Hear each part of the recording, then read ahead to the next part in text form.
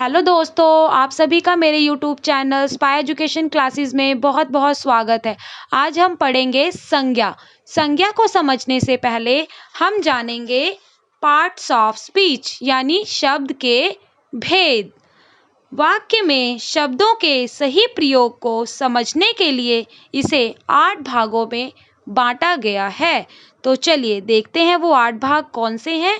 सबसे पहले है संज्ञा, सर्वनाम, क्रिया विशेषण, क्रिया विशेषण, संबंध सूचक अव्यय, संयोजक, विस्मयादि, बोधक। तो शब्द के ये 8 भाग हैं। तो आज हम सबसे पहले करेंगे संज्ञा। संज्ञा को इंग्लिश में क्या कहते हैं? नाउन। तो चलिए आज हम संज्ञा करेंगे एक्टिविटी के माध्यम से। तो चलिए स्टार्ट करते हैं। संज्ञा, संज्ञा का पर्यायवाची शब्द है नाम।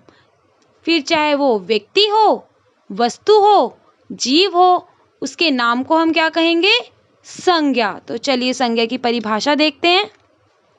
किसी व्यक्ति, स्थान, वस्तु, जीव या भाव आदि के नाम को संज्ञा कहते हैं।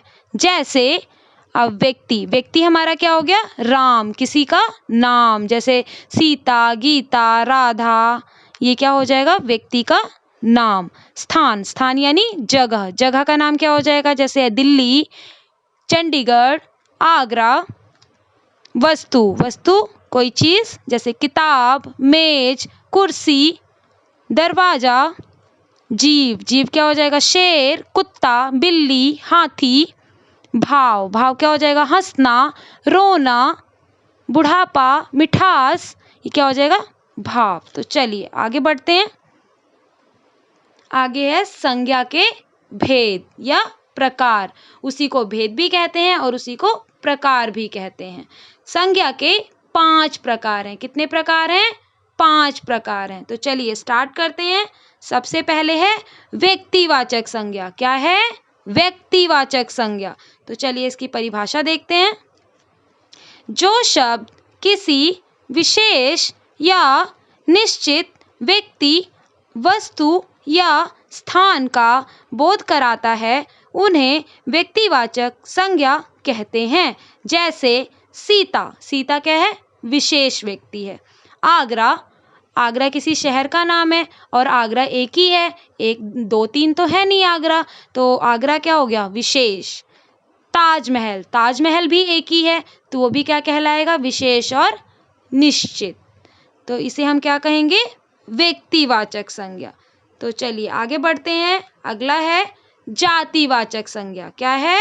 जातिवाचक संज्ञा। तो चलिए इसकी परिभाषा देखते हैं।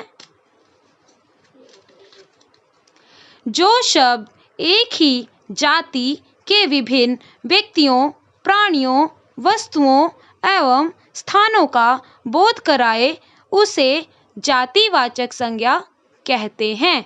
जैसे मनुष्य क्या है? किसी की जाति है। जब मनुष्य में कौन आ जाएगा? स्त्री, पुरुष, लड़का, लड़की, ये सभी क्या हैं? मनुष्य हैं।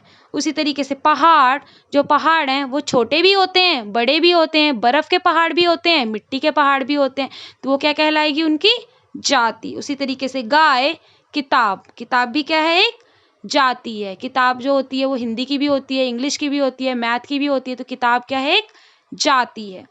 तो चलिए आगे बढ़ते हैं। अगला है भाववाचक संज्ञा। क्या है?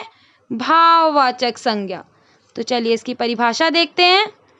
जो शब्द गुण, कर्म, दशा, अवस्था, भाव आदि का बोध कराए, उन्हें भाववाचक संज्ञा कहते हैं।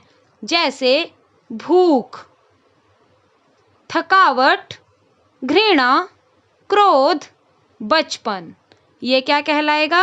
भाववाचक संज्ञा। क्या कहलाएगा? भाववाचक संज्ञा। तो चलिए आगे बढ़ते हैं। अगला है समूहवाचक संज्ञा। क्या है? समूहवाचक संज्ञा। तो चलिए स्टार्ट करते हैं। इसकी परिभाषा देखते हैं। जो शब्द किसी समूह या समुदाय का बोध कराते हैं, उन्हें समूहवाचक संज्ञा कहते हैं। जैसे मेला, अब मेले में एक दो व्यक्ति तो रहेंगे नहीं, मेला है तो उसमें बहुत सारे लोग आते हैं, तो वो क्या कहलाएगा? समूह।